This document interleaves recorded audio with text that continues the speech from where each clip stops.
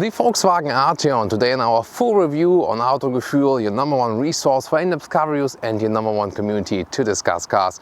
Today with Thomas, we're going to take a detailed look here on the exterior of this very elegant vehicle. Interior also fitting to the exterior color today, and of course the driving experience. But I'll tell you everything you need to know about the different engines you can spec, the different specs on the interior, and everything you need to know about this new Arteon, the successor of the Volkswagen CC, and everything of that in full HD, full screen and full length. Let's go!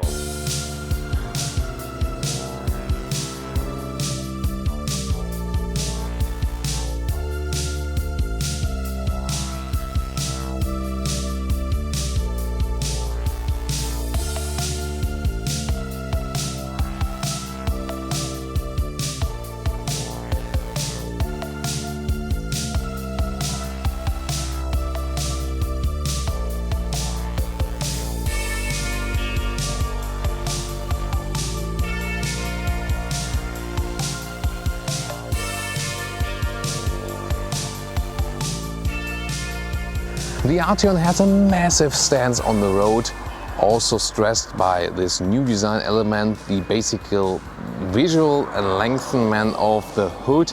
So this is the design trick, but it's a separate part, of course. LED headlights come from standard equipment, and also this beautiful LED daytime running light signature.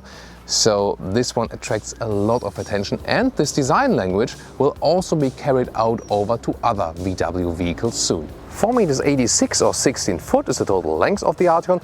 That's really somewhat longer than normal Volkswagen Passat, so it's stretched, especially also in the wheelbase. It starts with 17-inch rims, then there are two trims above the base trim. It's Elegance and the R-Line. So the R-Line a little sportier, Elegance a little bit more elegant, but they're pretty similar in the interior. Then 18-inch comes with the trim levels, but then optional 19, and here 20-inch, the biggest one available, all in black. And look at this design line overall. I mean, all flat, small windows. This will have an effect on the overview from the interior. I can tell you later. Chrome strip on the lower part, or chrome look. And then falling roof line right there, and this coupe style in the rear part. Then this stance here, dropping line above the door handles. You can see the divide in light and shadow. I think it's really a design masterpiece. I just love it design-wise. What do you think? Tell me. The R-Line trim, by the way, automatically gets the DCC, the dynamic chassis control. It's the adaptive suspension where you can pick the driving modes. They make little difference then. However, this one here is optionally equipped because this one here is an Elegance trim line. But again, depending on the options you pick, you can hardly differentiate those then. Then the taillights here in the rear, they are stretched horizontally, again to stress the width of this vehicle. The Arteon letters, very prominent, like from a big luxury vehicle. So it's not exactly the successor of the Phaeton, but somewhat it appears also like this because it also appears bigger than it actually is. Then this integrated wing they formed here, big VW logo, flip it to open the trunk. Well, only those exhaust tips, they are pure fake again. But I think also very impressive rear design.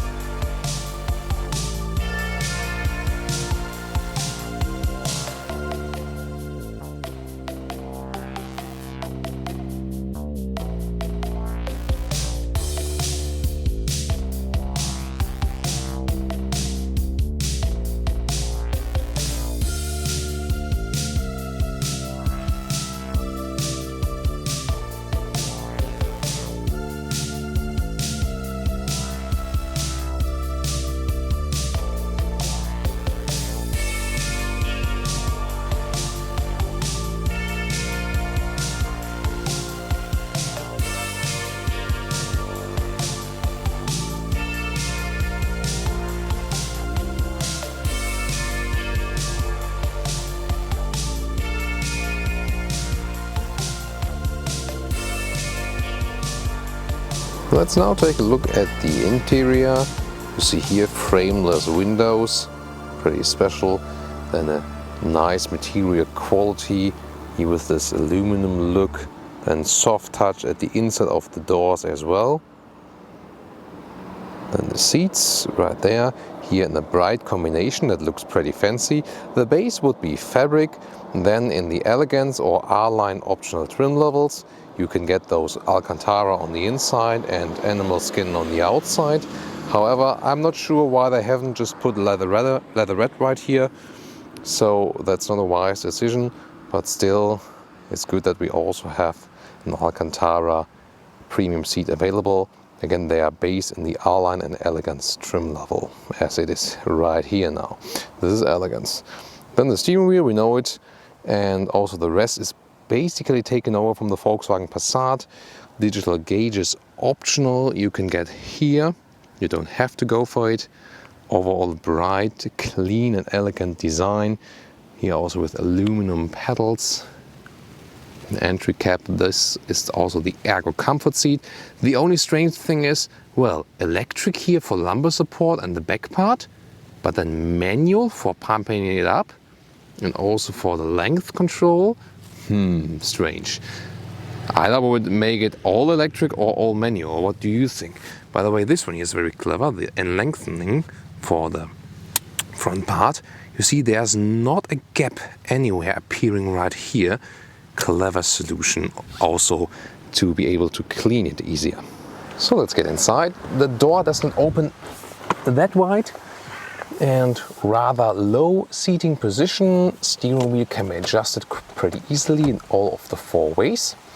The seat, again here you can pump it up, forward, pretty easily done. Just a little confusing that only the back part is electric then for that. You'll also be just fine with the base fabric seat because that one is even staying a little bit cooler even in summer than the Alcantara ones.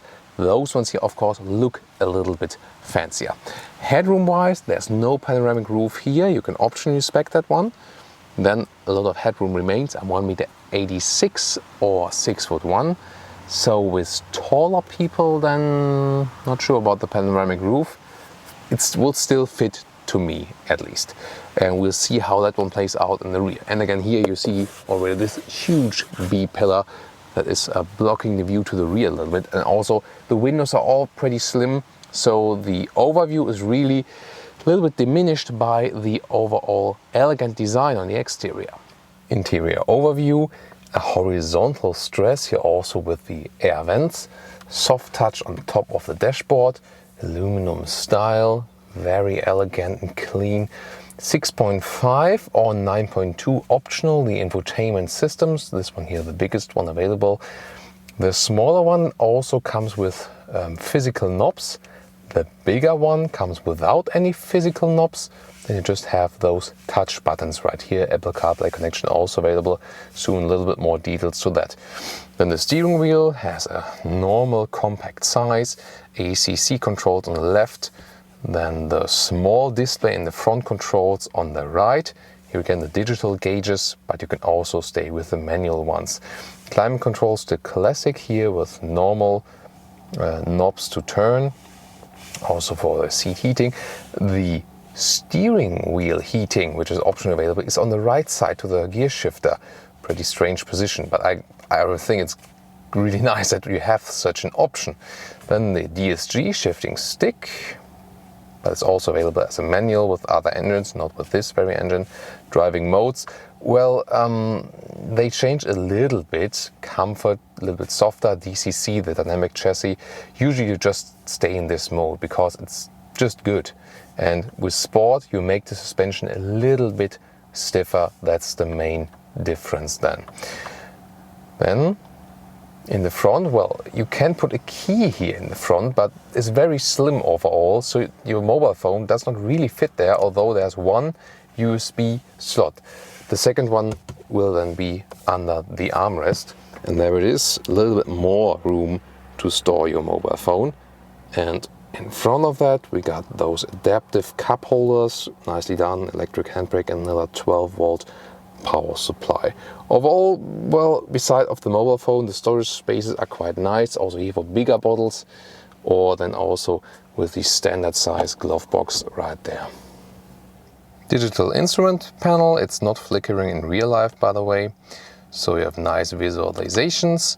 You can have, for example, the GPS view in there, right there, but also, for example, the consumption infos and audio and Bluetooth telephone connection or the Apple CarPlay, different possibilities. And then you can also change the views at all. So what you want to have in the left or in the right gauges, you can then change from here, for example. So a lot of flexibility available, but again, you would also be just fine with the analog gauges. Here you can also make it wider or smaller again. It's not flickering in real life, just to say it again. And the head-up display, here this small glass flips out, and then you can see the speed, maximum speed allowed, and also the ACC controls on it. Again, this is also not flickering for your eyes, just because our cameras are faster actually. And the main infotainment unit here at the moment with Apple CarPlay, but the home menu looks like this. You can also use those swiping functions like this, always when the small hand symbol is being displayed. You can do it like this with a gesture control. Bluetooth telephone connection would also be possible, the simple one. Then there's this home screen which you can individualize, for example the GPS map, the app connect, or whatever you want to have first. Volume control is here, but easier is to do it at the steering wheel directly.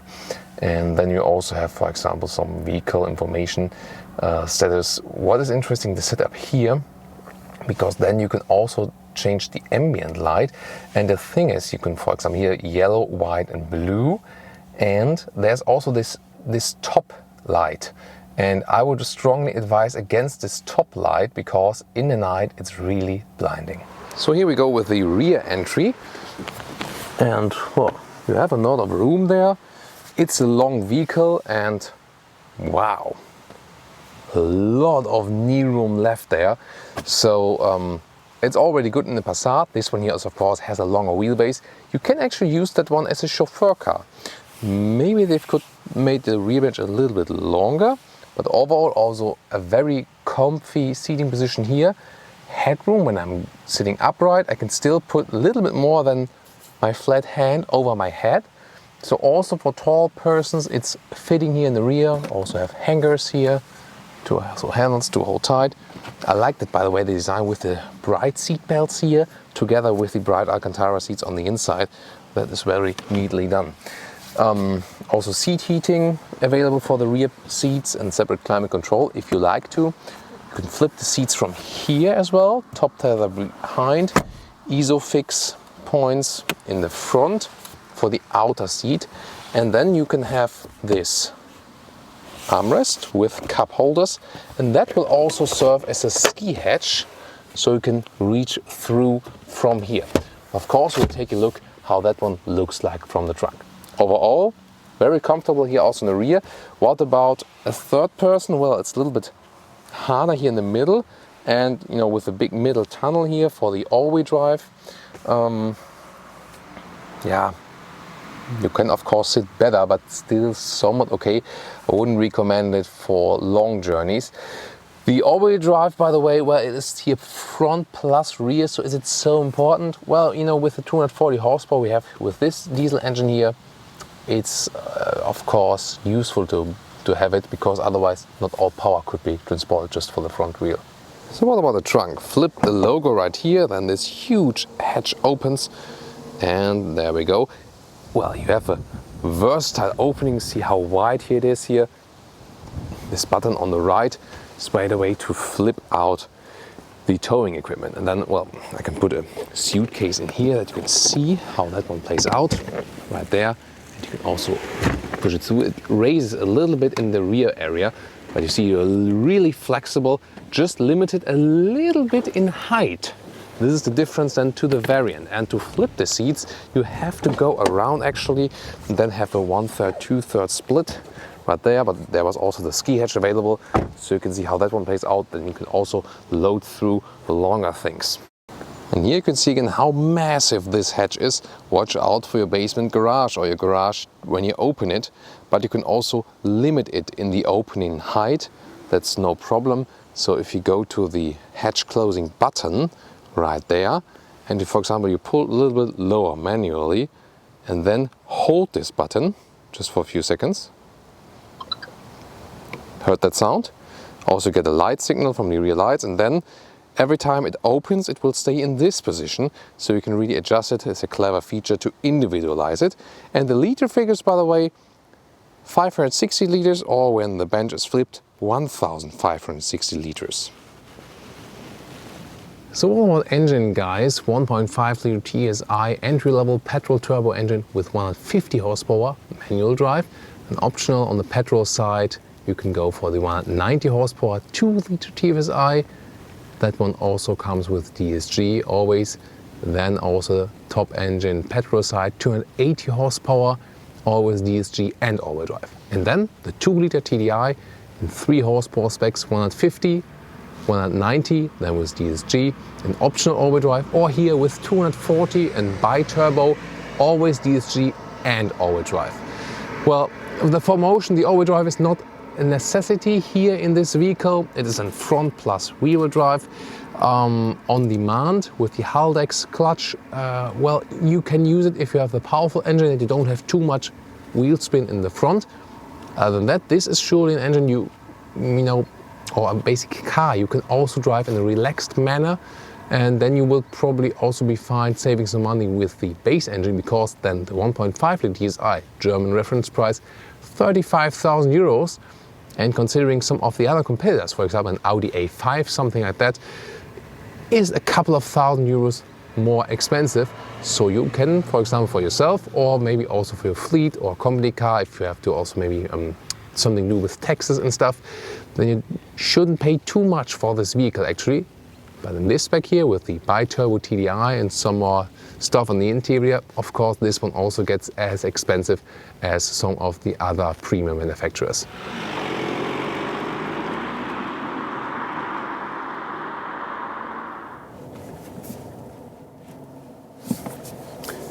Okay guys, the driving part of the VW Arteon. And the way I'm standing here now and looking to the left, there's actually no problem to see any vehicles approaching. But let me, at the first part here, already tell you what is actually the biggest weakness of this vehicle. And that's the shoulder view. So let's say I would be on the right lane here now, and then I'm gonna go to the left again, and to the left, and I basically see nothing. So there's a very big B-pillar, and then the window line is very slim. I can't see anything. And so this one would be my most important advice from driving this vehicle. Please, if you order this car, get the blind spot monitor. So in the side mirrors, there's a very big yellow sign appearing then when there are cars approaching from behind. You will soon see that when I go to the motorway, then you can take a look at that, how that appears. But please go for it. It will save you money ultimately. It maybe saves your car and maybe even will save lives. So please go for it to even out this weakness of this very vehicle. Well, sometimes, you know, the design on the exterior is carried out in such a way that something like that appears on the interior. That's just how it is. Then the general driving feeling of this vehicle. Now standing still, it's pretty silent, well insulated, as we also know from the most Volkswagen vehicles. You get a very spacious feeling also when driving, a very relaxed feeling.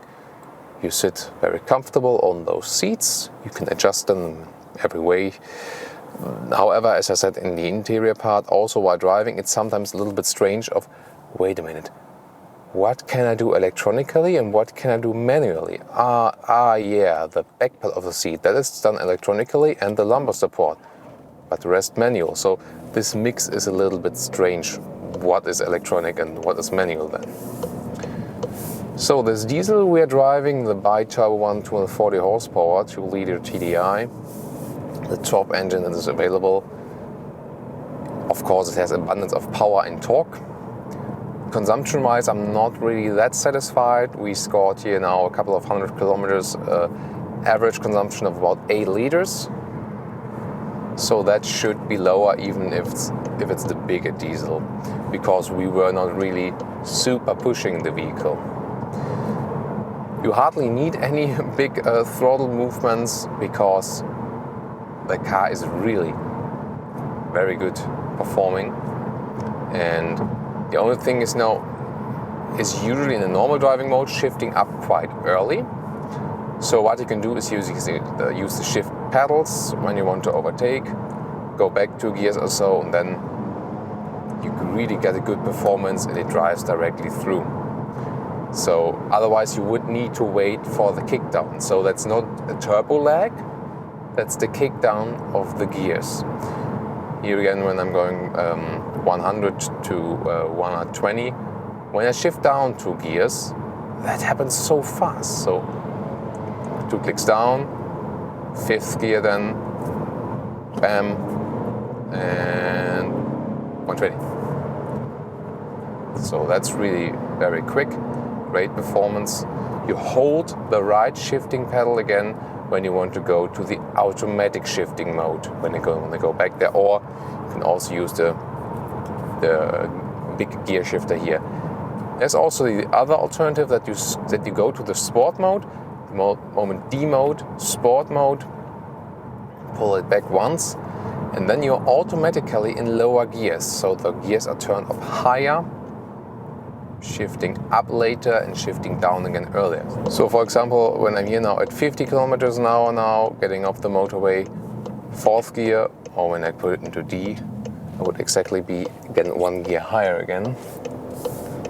Test it here again, and also see steering now already 3rd gear at 30 kilometers. And when I go to the sport mode, shifting down earlier once more. So maybe you've already seen my steering commands, and that is really, first of all, smooth without any effort. But at the same time, they have managed that although it's quite light in the control, it does not feel that unnatural because they have this progressive steering. That means I don't need long steering or big steering angles. So when I have a 90-degree turn, I also turn the steering wheel 90 degree. And that's really comfortable. It feels good for sporty driving, and at the same time, it's somewhat comfortable for parking in and out. However, it's not a small vehicle. Also, the turning circle is quite big, so of course it's not the best city vehicle. Now, finding narrow parking spots is somewhat tricky, and that's also the disadvantage to a Volkswagen Passat. The Passat is still shorter. It feels a little bit more agile to drive. You do feel that this one here, driving-wise, more comes close not to the mid-size segment like VW Passat, Audi A4, BMW 3 Series, Mercedes C-Class, Jaguar XE. This one here, from the driving feel, rather comes close to Jaguar XF, BMW 5 Series, Mercedes E-Class, Audi A6. And that's also what they are trying to do here with Volkswagen. They try to step up the game and even try to be a reasonable, cheaper alternative to this upper mid-size segment vehicles. Because if you think about company cars, having a whole fleet of either, let's say, Audi A6 or VW Arteon, maybe the fleet manager says, wait a minute, I can save like a 5-digit figure in euros or dollars each year, something like that. And that might be a good thing. And here with the VW Arteon, hardly anyone will complain, because to drive this vehicle, it really feels very sovereign. It's a great motorway car, so much stability, also due to the longer wheelbase. So running straight on the motorway is really a pleasure. However, it's not, lazy in a way, so it feels agile enough. So you can also still have a lot of fun with this vehicle, so that's not really a problem. And I think this could actually work, especially for fleet customers, that you have a somewhat exclusive vehicle, but still don't go too high in the prices. However, if you equip it with a lot of things, and also here with the bi-turbo diesel, then again it gets expensive. So I will try at a later stage to also deliver you a driving impression with the 1.5 liter TSI, which is now the entry-level engine. And this could actually also work for this vehicle, because it's a good engine. The vehicle here is still on the MQB platform. That's also why the engine can be equipped with that. And although it's a long car, you know, some of the other longer cars in the Volkswagen Corporation, also for example the Audi A4, sit on the MLB platform for the longitudinal mounted engines. This will change over time. So this one at the moment, the last A4 generation, sitting on MLB. Later on it will also be MQB. Right next to us, by the way, a normal Passat variant, so the Estate. And yes, the Arteon is somewhat a mix of the Estate and the sedan, versatile with this big hatch, at the same time elegance in its appearance. So when we're driving around with this vehicle, by the way, and look of the reaction, people standing at the traffic light, other vehicles and so on, we see a lot of positive and astonishing reactions. So many people have asked us, hey, what's that car? So they don't really know, because this design language here is not really known from Volkswagen yet. And so people wonder, what is it? Is it a Volkswagen actually? And then, oh, you know, it's a VW. Really? And what's it called? Arteon. Oh, never heard of it. So I think that steadily comes to appearance. Very interesting, and I think it proves that they, design-wise, have created something that really appeals to people and gets them interested. By the way, I'm looking through the head-up display all the time now, and although it's not the expensive way of projecting directly into the windshield, we have this small plexiglass layer which is popping up. It gives you a pretty clear view of the speed and the maximum speed allowed, and also which speed you have put in the adaptive cruise control, which we've equipped with this vehicle here. Setting the distance, and then the distance to the car in front of me is being kept. But I'm going over to the right side that you can see here, the blind spot monitor. See here, it appears in yellow now pretty clearly. That is your lifesaver in this vehicle. So important again to see it. That's a Golf, by the way, the Golf variant, now the Passat variant, now left next to us. And the other Passat variant we've just seen is now behind us. You know, Germany, all full of VWs, of course, the Golf. About 230,000 Volkswagen Golf are newly registered in Germany each year. And then the next car, you know, those ones are Passat, Polo, Mercedes C-Class, we know 3 Series, such cars, Ford Fiesta, but they really follow with a big distance. So, and soon we are also able to accelerate. If you wonder about that, why is a truck overtaking us? He thinks he can accelerate further or earlier than anyone else is allowed to. So, now again, for example, we can do this sport mode, an 80 to 100, just a small sprint. Let's see how that person plays out in sport mode, and you will see the sport mode does a faster kick down because we're already in a lower gear. With D mode, 7th gear. S mode, immediately 6th gear. Hammering it now, bam, 100. See, that one comes really fast then with the S mode, so you can always go into that one and you're quite fine. Assistance systems are working flawlessly. Again here, when the next vehicle approaches, you can see the blind spot monitor appearing there, and it's really appearing very early. I think that's very important, especially in this vehicle. The adaptive cruise control reduces the speed until 0 kilometers an hour and is actually a very reliable system. I love that. And you can also change the distance you want to have, for example. And let's test this vehicle here in this roundabout. You see it's agile enough. However, you do feel the weight pushing you to the outside. It's also quite hard, this area here at the knees. This part, not too comfortable, but then again, the steering, you see how the progressive steering works, slalom-wise. So astonishingly agile still the vehicle, although it's not the lightest one, not by far. So it is really a lot of fun going right here, now the next corner. Look at the performance, really nice to steer, to have fun.